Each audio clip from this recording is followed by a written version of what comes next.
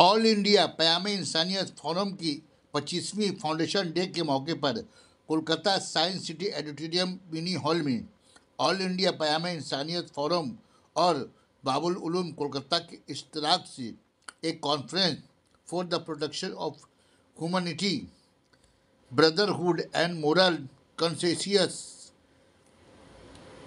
The message of humanity सदर all India तहरीक क़याम इंसानियत forum जनाब मौलाना बिलाल हुसैनी नदवी की सदारत में मुनक़्क़द हुआ।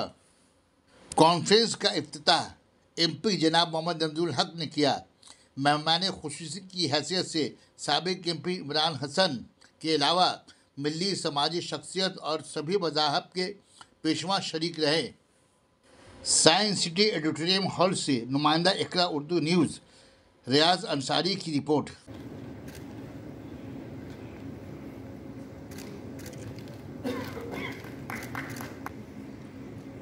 Just look in the front. Marking this, a warm welcome extended to Mr. Abdul Basit.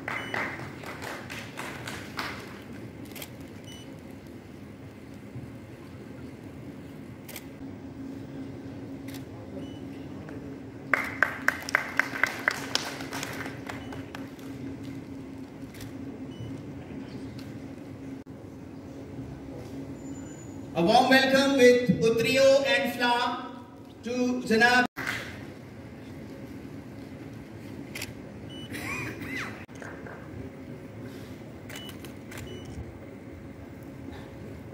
Next up,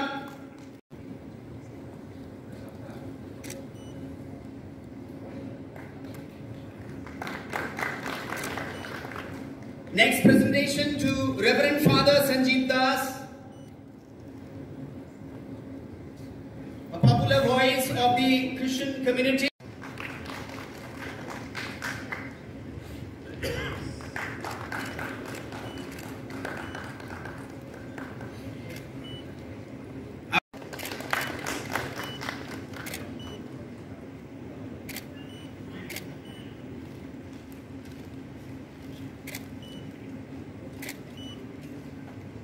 Day 30th of June, the conference is open, and to deliver the opening remarks, as I was telling at the beginning, कि ये conference दो इदारों के association से आज आपके सामने पेश किया जा रहा है।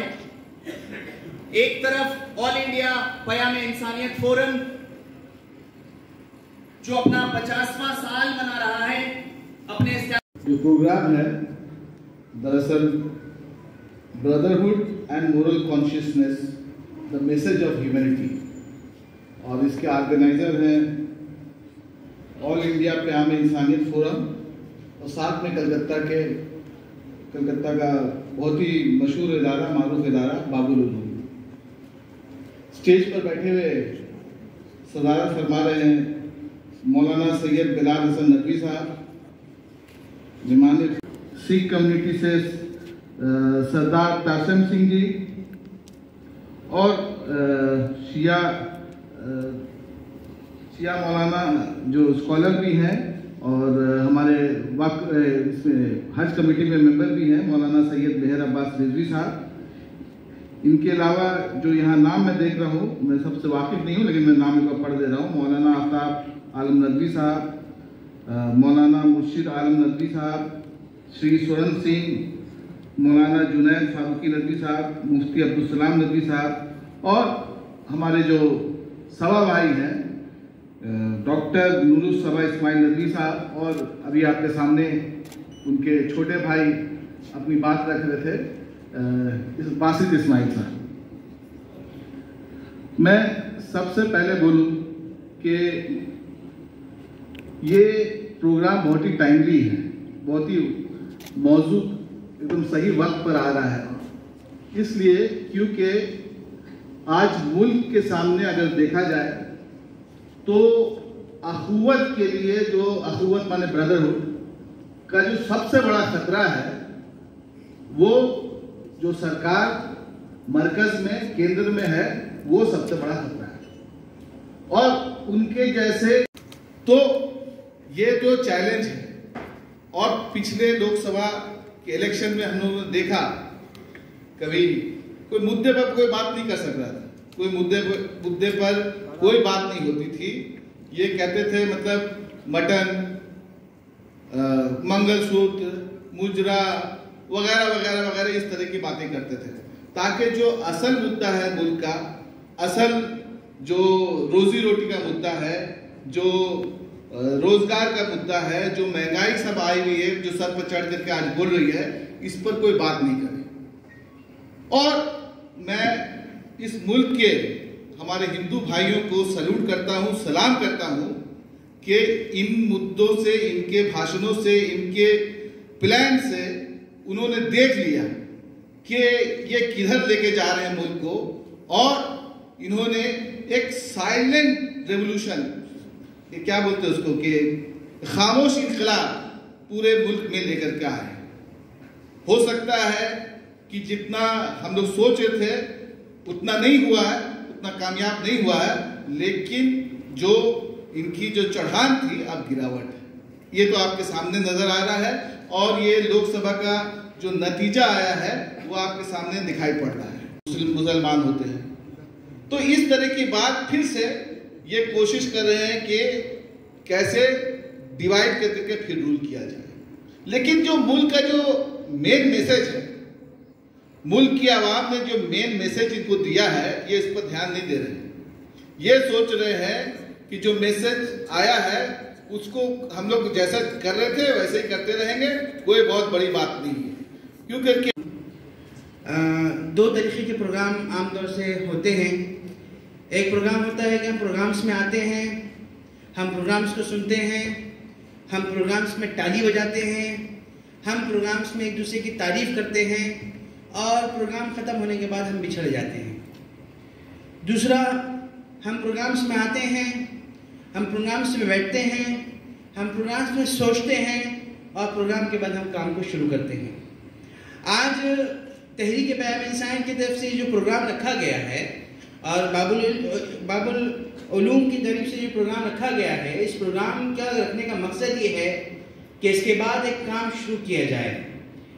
अगर हम अपने मुल्क की बात करें और मुल्क के अंदर हम नज़र डालें तो हमको कुछ आंकड़े ऐसे दिल दहलाने वाले, फिक्र दिलाने वाले, सोचने पे मजबूर करने वाले हैं कि हर समाज के आदमी को इस वक्त बतौर इंसान, इंसानियत के नाम पर इस मुल्क के खातिर, इस मुल्क की बका के खातिर, इस मुल्क के नौजवानों की हिफाजत की खातिर आगे आने की ज़रूरत है। ये मुल्क 140 करोड़ हिंदुस्तानियों का है, जिसमें तमाम रंग के लोग पाए जाते हैं। मुख्तलिफ मज़हब के लोग इस मुल्क में रहते हैं, अपनी अपनी श्रद्धा के साथ, अपनी अपनी इबादतों के साथ, अपने अपने तर्ज और ख़ूबसूरती के साथ वो अपनी ज़िंदगी गुजारते हैं। ये मुल्क अगर हमको समझना है तो एक वाक़या बहुत छोटा सा लेकिन बड़ा अच्छा एक साहब ने सुनाया था, वो मैं आप तक पहुंचाता हूँ कि एक बच्चा अपने फादर को बहुत परेशान कर रहा था। वो किसी काम के ऑफिस भाई যাদেরকে হাজির করেছেন, খুরশিদ আলম ভাইরা যাদেরকে হাজির করেছেন, আমাদের ভাই নাসির আহমেদ যাদেরকে হাজির করেছেন, আমি মনে করি তাদেরকে সঙ্গে নিয়ে যদি আমরা মুভমেন্ট চালাই তাহলে ইনশাআল্লাহ আমরা ধীরে ধীরে আরও কামিয়াব হব। হিন্দু, মুসলিম, শিখ, বৌদ্ধ, জৈন, আমি মুসলিম যে মাইনরিটি কমিশন আছে তার আমি চেয়ারম্যান বেঙ্গলের। তো আমি দেখেছি, আমি বুদ্ধিস্টদের সঙ্গে কথা বলে দেখেছি, খ্রিস্টানদের সঙ্গে কথা বলে দেখেছি, শিখ ভাইদের সঙ্গে কথা বলে দেখেছি। তারা চান যে আমরা সকলে মিলে একসাথে কাজ করি। আর যে নফরতের কথা মতকে উচ্ছেদ করে দেওয়া হলো। এরকম কিছু মানুষ আছে যারা সমাজ বিরোধী কাজ করে, কে করছে বা কারা করছে আমরা সেটা জানি না, কিন্তু আমরা সমস্ত ইসলাম ভাইদের কাছে বা সমস্ত ধর্মের যারা প্রতিনিধি আছেন তারা এবং আমাদের প্রশাসন বিভাগে যারা আছেন তাদেরকে প্রত্যেকে জানাই এটার একটা নমস্কার and salam. Today's topic was very touching